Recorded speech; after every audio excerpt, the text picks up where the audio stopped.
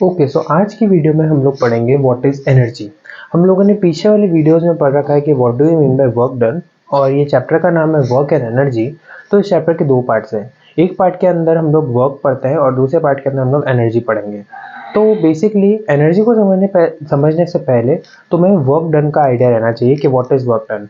अगर तुमने वो वीडियो नहीं भी देखी है देन ऑल्सो मैं एक थोड़ा सा introduction I can give you. उसके बाद तुम लोग उस वीडियो को देख लेना। उस वीडियो को देखने से तुम्हें ये वीडियो में ज़्यादा दिक्कत नहीं होगी, otherwise you will face lot of difficulties. तो what is a work done. ये मेरे पास एक ऑब्जेक्ट है और ये सपोजिटली के हाथ मेरा एक सरफेस है। ये ऑब्जेक्ट यहाँ पर पड़ा है, the object is in rest. मैंने यहाँ से इसे फोर्स लगाना चालू किया, इस पर एक फोर्स लगाया मैंने, धक्का। If I am giving a धक्का तो ये धक्का भी एक फोर्स ही है। तो ये मैंने इस पर फोर्स लगाया, लेकिन अभी ऑब्जेक्ट मूव कर रहा है नहीं, object is not moving from its place. तो मेरा वर्क डन जीरो है। लेकिन जैसे ही मैंने इस पर इतना धक्का लगाया कि आगे बढ़ने लग गया अपनी जगह से, या फिर अगर हम उसे कहें फिजिक्स की टर्म्स में तो ये डिस्प्लेस कर गया अपनी जगह से, तो दैट इज जहाँ पर मैंने वर्क किया है। तो अभी मैंने कोई वर्क नहीं किया, अभी मैंने वर्क किया है। तो the similar thing is with the gym. Gym में तुम लोग वर्कआउट करते हो, but actually is it a workout? No, it's not a workout. जब तुम लोग पुशअप्स करते हो, पुलअप्स करते हो, डंबल्स को पुल करते हो, तो उस टाइम पे you are not moving the dumbbells from its position. तुम अपनी मेन पोजिशन पे डंबल्स को जो है उठाते हो, फिर से नीचे रख देते हो, फिर उठाते हो, फिर से नीचे कर देते हो। तो इस टाइम पे तुम उस डंबल को मूव नहीं कर रहे, तो हम लोग कहेंगे कि उसमें तुम्हारा कोई वर्क नहीं है। Similar is with the studies. जब तुम पढ़ रहे होते हो, अपना बहुत दिमाग चलाते हो, बट वो तो वर्चुअल दिमाग चल रहा है, इन रियलिटी तो तुम्हारा दिमाग नहीं चल रहा है। तो there also your work done is zero. But हम लोग कुछ ऐसे नॉर्मल टर्म्स बोले, जैसे कि हम एक बैग को उठा के और चल रहे हैं। तो जब वो बैग को उठा के चल रहे हैं तो हम लोग उसमें फोर्स लगा रहे हैं और वो चल रहा है। Bag is displacing from its position, तो वर्क डन हुआ है। बट जब हम लोग बैग को लेके बहुत टाइम तक खड़े हैं तो नो वर्क इज डन। वहां से हमारे पास टर्म आता है energy. So simply what do you mean by energy. देखो, जब हम लोग फोर्स लगा रहे हैं और कोई ऑब्जेक्ट मूव कर रहा है, आई एम टॉकिंग अबाउट जब कोई ऑब्जेक्ट मूव कर रहा है, जब हम हमारे फोर्स लगाने पे, इसका मतलब है कि we possess some amount of energy. क्योंकि वो energy is what is energy actually. Energy is the capability of doing work. तो अगर मेरे पास एक कैपेबिलिटी है कि मैं किसी चीज पे फोर्स लगाऊं और वो खिसक जाए आगे, it means I have energy inside me. अगर मैंने उस पर फोर्स लगाया और वो नहीं खिसका, that means I don't have energy inside me. Similar is with your gym. जब तुम जिम में वर्कआउट करते हो, जब तुम पुशअप्स करते हो, पुलअप्स करते हो, या कुछ भी करते हो, तो उस टाइम पे you are not moving that object right from its position. तो उस टाइम पे your energy is zero. It proves that you don't have any energy. तो it is according to physics, but in your real life you might be doing some kind of workout. Energy की बात करते हैं, तो अभी हम बात करेंगे सबसे पहले कि what are the various sources of energy. Solar energy, sun जो हमारा अल्टीमेट देवता है, उससे एनर्जी आ सकती है। विंड इज देयर, जिससे एनर्जी आती है, विंड मिल्स के थ्रू हम उसे कन्वर्ट कर लेते हैं। एटॉमिक एनर्जी होती है, कन्वेंशनल एनर्जी होती है, नॉन कन्वेंशनल सोर्सेज हमें पता ही है। तो ये सारे जो है हमारे सोर्सेज ऑफ एनर्जी है। अच्छा, एक चीज इंटरेस्टिंग है, सन सन में किस टाइप की एनर्जी है? सोलर एनर्जी है, या फिर तुम कहो हीट, हीट प्रोड्यूस करता है। But how can we run this bulb, we can run this fan, we can run this tube with this heat? तो that is an important property of energy कि energy can be converted from one form to another. ये अगर electrical energy से चलता है और solar से अगर हमारे पास हीट एनर्जी निकलती है, दैट मीन्स हम इस हीट एनर्जी को we can convert into electrical energy, और उससे हमारा बल्ब चलने लग जाएगा। Similar is with wind. Wind energy है, उसे हम लोग कन्वर्ट कर सकते हैं into electrical energy, and similar are the other sources. अब बात करते हैं व्हाट इज एनर्जी। तो I right now already told you कि it is the capability of an object to do work. Now how can an object do work?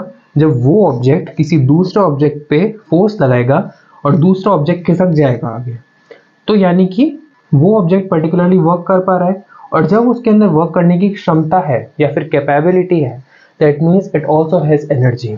Supposedly यहाँ पर ये object one है। फिजिक्स की टर्म्स में हम लोग इस पर्सन को ऑब्जेक्ट वन कंसिडर करते हैं और इस ब्लॉक को ऑब्जेक्ट टू कंसिडर करते हैं। ऑब्जेक्ट वन ने ऑब्जेक्ट टू पे एक फोर्स लगाया, the force is in this direction. Object two displace हो गया। यू सी, यहाँ पर अभी इसका एंड 0 मीटर पे था, लेकिन ये खिसक के इसका एंड 1 मीटर पे आ गया, 0 से आगे बढ़ गया। तो 1 मीटर का डिस्प्लेसमेंट हुआ है। The object 1 is very proud, it is saying because I can displace this object या फिर I can displace this block, तो मेरे अंदर एनर्जी है। But there is a twist in this plot. क्या है? ऑब्जेक्ट 2 इज सेइंग ना bro I got energy, hey now what does it mean? Will come to this, पहले हम लोग इसको पढ़ते हैं, उसके बाद ये समझ आ जाएगा कि ये क्या बोला वो। When an object applies force on another object, जैसे कि when an object applies force on another object and it displaces, then the first object has done work. When the second object is displacing, इसका मतलब है कि पहले object ने काम किया है, and so it possesses energy. So this object is possessing energy. This energy is then transferred. Note it carefully. This energy is then transferred to object 2, which can displace object 3. इसने अपनी energy इसको भी दे दी है। कैसे? Suppose अब इसने धक्का मार दिया, ये आगे बढ़ने लग गया। अब इसके सामने मैं एक छोटा सा पत्थर रख दूं, तो क्या ये इसे नहीं हिला सकता? ऑब्वियसली इसे हिला सकता है, तो ये इसे भी डिस्प्लेस करा देगा। यानी कि जैसे ही इसने इसके ऊपर फोर्स लगाया, तो ये भी अपनी जगह से खिसक गया। What does that mean? It means that ये ऑब्जेक्ट के पास भी अपनी खुद की एनर्जी आ चुकी है, लेकिन पहले इसे धक्का मारने से पहले क्या ये खिसका सकता था? नहीं। तो यानी कि एनर्जी इससे इसमें भी गई है और इससे इसमें भी जाएगी, तो यानी कि तीनों के पास एनर्जी आएगी और वो एनर्जी ट्रांसफर हुई होगी इस फर्स्ट ऑब्जेक्ट से। तो इसीलिए ये ब्लॉक कह रहा है कि ना bro I also got energy. तो वो कहाँ से है एनर्जी? इसी ने ये एनर्जी दी है इसे। तो he is proud of himself, but this block is also proud of itself that it also has some kind of energy. Now we know that universe is all about energy. So energy can possess different forms. बहुत सारे अलग अलग तरीके से energies exist करती हैं हमारे universe के अंदर। इनमें से मेजर 5 ये है। एक तो हमारे पास आती है मैकेनिकल एनर्जी। मैकेनिकल मतलब when you talk about mechanics, यानी कि रियल लाइफ मोशन, उस मोशन में जो एनर्जी लग रही है दैट इज अ मैकेनिकल, यही हमें दिख सकती है। या फिर अगर हम देखें इस एनर्जी का ही इम्पैक्ट हमें दिखता है मेनली हीट एनर्जी। फिर केमिकल एनर्जी जो कि हमारे रिएक्शन से आती है, एटॉमिक एनर्जी भी हो गई, electrical energy and the light energy, ये हमारे थंडर स्टॉर्म वगैरह से आ सकती है। इलेक्ट्रिकल एनर्जी भी कहीं ना, लाइट एनर्जी और इलेक्ट्रिकल एनर्जी हम लोग एटमॉस्फेरिक डिस्टर्बेंसेस की वजह से देख सकते हैं। केमिकल एनर्जी मैंने बताया रिएक्टर से आ सकती है। हीट एनर्जी बताई, और अभी हम देखते हैं मैकेनिकल एनर्जी। हमारे कोर्स में मैकेनिकल एनर्जी को ही हमें मेनली डिस्कस करना है, इसलिए मैंने इसे थोड़ा सा साइड में रखा है बाकी एनर्जीज से। मैकेनिकल एनर्जी फिर से 2 टाइप्स की होती है। कौन कौन सी होती है? तो एक एनर्जी होती है काइनेटिक एनर्जी और एक एनर्जी होती है potential energy. Kinetic energy short form लिख देंगे के और पोटेंशियल एनर्जी शॉर्ट फॉर्म लिख देंगे पीई। तो कोई क्वेश्चन पूछ ले अगर कि काइनेटिक एनर्जी किस एनर्जी का फॉर्म है, तो kinetic energy is a form of mechanical energy. Potential energy is the form of mechanical energy. अब जब मैं 9th क्लास में था तब मुझे ये डेफिनेशन को रटवाया जाता था कि काइनेटिक एनर्जी की डेफिनेशन याद कर लो, पोटेंशियल एनर्जी की डेफिनेशन याद कर लो। लेकिन याद करने से पहले ये समझ लो कि इसकी डेफिनेशन जो भी आने वाली है वो ऐसी क्यों आती है। चलो ये दोनों टर्म्स तो सेम है, तो इससे हम डिफ्रेंशिएट नहीं कर सकते कि इन दोनों के बीच में क्या डिफरेंस है, लेकिन इस टर्म से कर सकते हैं। काइनेटिक, काइनेटिक का क्या मतलब होता है? काइनेटिक का मतलब होता है मोशन। और पोटेंशियल, पोटेंशियल का क्या मतलब होता है? It is a kind of capability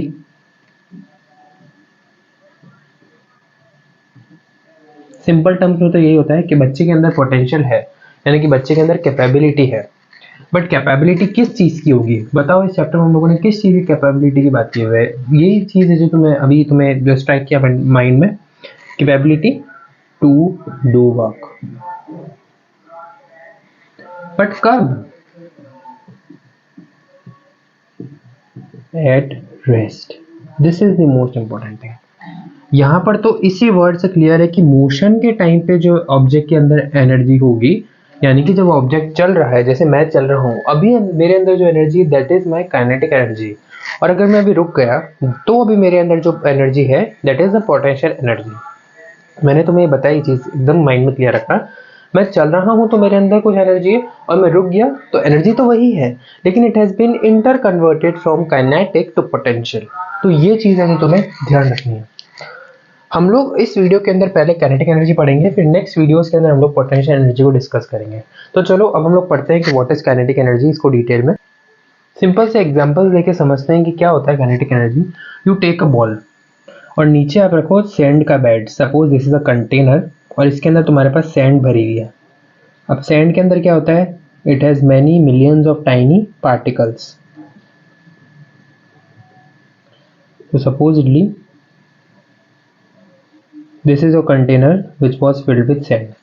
Now you have a ball, this is a ball। इसको इतनी ऊंचाई से बॉल को इसमें गिराओ तो तुम्हारे पास सपोजली कैसा बन के आ जाएगा। जब बॉल को मिट्टी में गिराओगे, सपोज ये गीली मिट्टी है, तो एक डिप्रेशन बन जाएगा। डिप्रेशन यानी कि एक ऐसा कुछ गड्ढा बन जाएगा।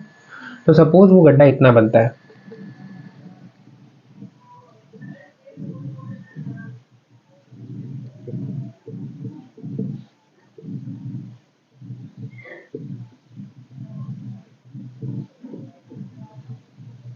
तो मेरे पास कुछ इतना गड्ढा बनेगा। अभी मैं इस बॉल को यहां से ले जाके थोड़ा और ऊपर ले जाऊं, मैं उसको वापस नहीं यहीं पर ही रेप्लिकेट बना दूंगा। सपोज इसको ज्यादा ऊंचाई से गिराऊं बॉल को, तो वो गड्ढा कितना बनेगा। लेवल तो सेम है लेकिन गड्ढे का इम्पैक्ट थोड़ा ज्यादा होगा, कुछ इस टाइप से होगा।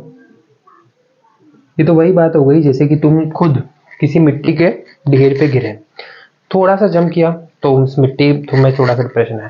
तुम एक दो फ्लोर ऊपर से उस मिट्टी पे गिरे तो वो मिट्टी भी तो अंदर जाएगी। तो similar is the thing with ball. यहाँ पर डिप्रेशन कम बना है, यहाँ पर डिप्रेशन ज्यादा बना है। हुआ क्या, यहाँ पर क्या चीज ऐसी थी जिसने कि डिप्रेशन को ज्यादा या कम कर दिया। That is all about energy. यानी कि क्या हुआ, ये जब बॉल गिर रही थी, when it was falling, suppose ये बॉल है, ये गिर रही है, तो इसके अंदर जो एनर्जी है that is called kinetic energy. यानी कि जब जो बॉल मोशन में है तो इसके अंदर कुछ एनर्जी आएगी and that energy is the kinetic energy. अब क्योंकि इसके अंदर एनर्जी है, इसका मतलब अगर ये किसी पे फोर्स लगाए तो वो ऑब्जेक्ट डिस्प्लेस करेगा। तो इसने किस पे फोर्स लगाया, गिर के इस सैंड पार्टिकल्स पे फोर्स लगाया। तो जैसे ही इन सैंड पार्टिकल्स पे फोर्स लगाया, ये सैंड पार्टिकल्स डिस्प्लेस कर गए और नीचे आ गए। तो इससे हमारे पास एक डिप्रेशन बन गया। तो यहाँ पर फर्स्ट केस सपोज कर लो इसे, और नीचे वाले को कर लो सेकेंड केस। तो फर्स्ट केस में हमारे पास एक डिप्रेशन बन गया। अब क्या हुआ यहाँ पर, जब बॉल को हमने घिरा के नीचे फेंक दिया इसके ऊपर, तो डिप्रेशन तो बना। इसका मतलब है कि सैंड पार्टिकल्स अपनी जगह से डिस्प्लेस तो हुए, यानी कि बॉल ने फोर्स लगाया और सैंड पार्टिकल्स खिसक गए। यानी कि बॉल के अंदर वर्क करने की क्षमता है, दैट इज बॉल के अंदर एनर्जी है। और हमने वो भी बोल दिया कि बॉल के अंदर कौन सी एनर्जी है, तो काइनेटिक एनर्जी है। तो इसे हम मान लेंगे ke1। ke1 किसके अंदर है, इस बॉल के अंदर है। अब जब हमने बॉल को ज्यादा ऊपर से फेंका था तब थोड़ा ज्यादा गहरा गड्ढा बना, यानी कि पार्टिकल्स पे ज्यादा फोर्स लगा और पार्टिकल ज्यादा डिस्प्लेस हुए, यानी कि वर्क डन भी ज्यादा हुआ। एनर्जी तो फिर भी है, लेकिन क्या लगता है उससे तुम्हें, वेरी गुड, क्या लगा कि काइनेटिक एनर्जी 2 जो है वो काइनेटिक एनर्जी 1 के कंपैरिजन में ज्यादा है।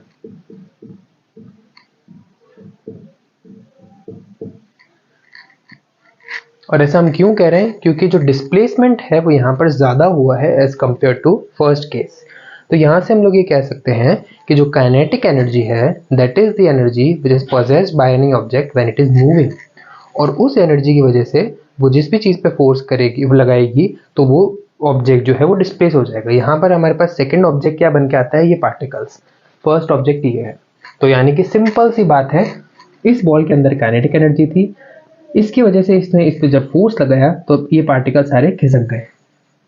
और जितना ऊंचा फेंकेंगे उतनी तेज स्पीड से बॉल नीचे आएगी, और जितनी तेज स्पीड से बॉल नीचे आएगी उतनी ज्यादा इसके अंदर काइनेटिक एनर्जी होगी और उतने ही ज्यादा पार्टिकल्स खिसकेंगे।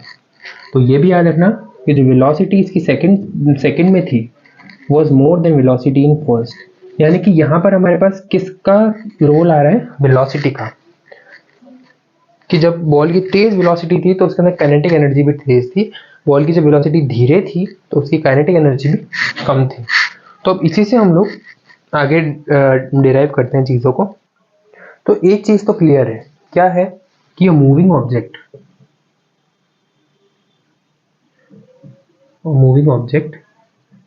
Can do work.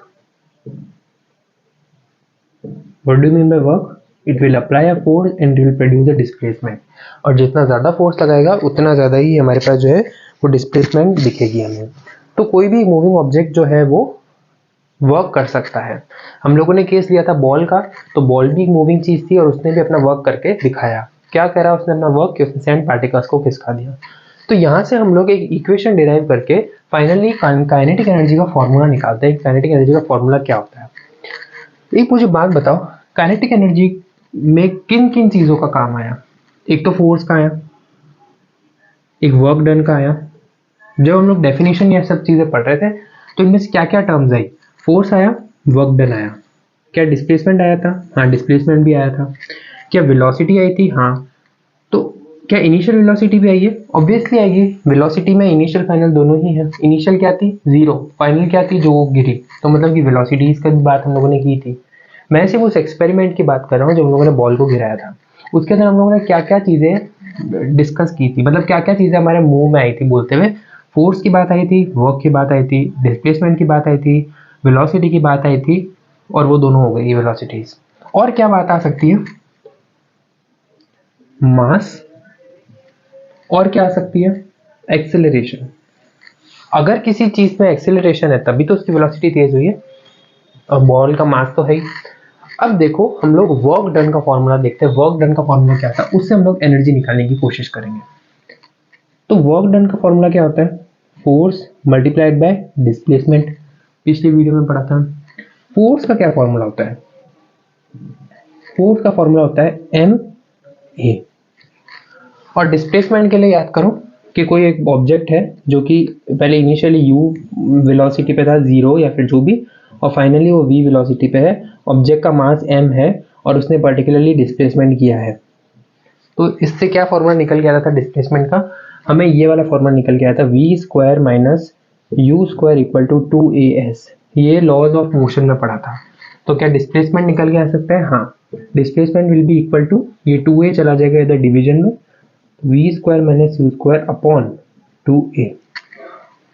ये निकल के आता है हमारा डिस्प्लेसमेंट का फॉर्मूला। तो हम लोग क्या करेंगे, इस डिस्प्लेसमेंट की जगह पर ये वाला डिस्प्लेसमेंट पुट कर देंगे, v square minus u square upon 2a। अब देखो यहाँ से तुम्हें क्या चीज़ें डिराइव होके आ रही है। यहाँ से तुम्हें ये चीज़ दिख रही है कि a और a तो कट गया क्योंकि मल्टीप्लाई में था। अब देखो बॉल वॉज इनिशियली मतलब कि जब उसे फेंका नहीं गया था तो उसकी वेलोसिटी क्या थी? 0 ना। इनिशियली तो रेस्ट पे थी, यानी कि वेलोसिटी u 0 थी। तो हम लोग क्या करेंगे, इस u को भी 0 पुट कर देंगे। तो क्या निकल के आता है, m into v square minus 0 तो हटा देंगे और अपॉन 2। इसे और क्या लिख सकते हैं, half of m v square. तो यहाँ पर ये वर्क डन आ रहा था, और this work done is also your kinetic energy.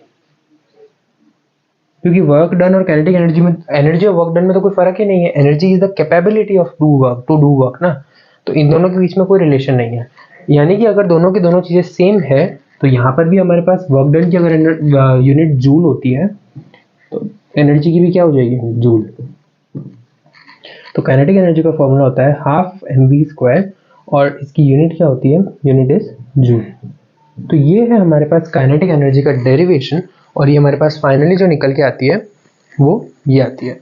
And इसे भी आपको याद रखना होगा कि ये हम लोगों ने जो लॉज ऑफ मोशन पढ़ा था उस टाइम पे हम लोगों ने ये सारी जो है इक्वेशंस पढ़ी थी। ये इक्वेशंस ऑफ मोशंस में ही है सेकेंड वाली जो इक्वेशन थी, तो ये वहाँ से हम लोगों ने थर्ड वाली सॉरी। एंड उसके अलावा जो F इक्वल टू ma है ये हम लोगों ने Newton second law of motion में से निकाला है। तो आई राइट दिस, ये कहाँ से आया है, न्यूटन सेकेंड लॉ, और ये कहाँ से आया है, थर्ड इक्वेशन ऑफ मोशन। और ये तो वर्क डन ही है, तो हम लोगों ने बस फोर्स की जगह ये पुट किया है, डिस्प्लेसमेंट की जगह ये पुट किया है, पूरा आंसर कैलकुलेट किया है, और वर्क को हम लोगों ने काइनेटिक एनर्जी लिख दिया है। तो ये हमारे पास हो गया काइनेटिक एनर्जी की डेरिवेशन। तो इसके ऊपर क्वेश्चंस बहुत ज़्यादा बनते हैं। इसका यूनिट भी तुम्हें याद होना चाहिए कि इसका यूनिट क्या है, क्योंकि उसके ऊपर भी जो है वो क्वेश्चंस बन के आ जाते हैं। तो हम लोग नेक्स्ट वीडियो के अंदर पोटेंशियल एनर्जी को कवर करेंगे।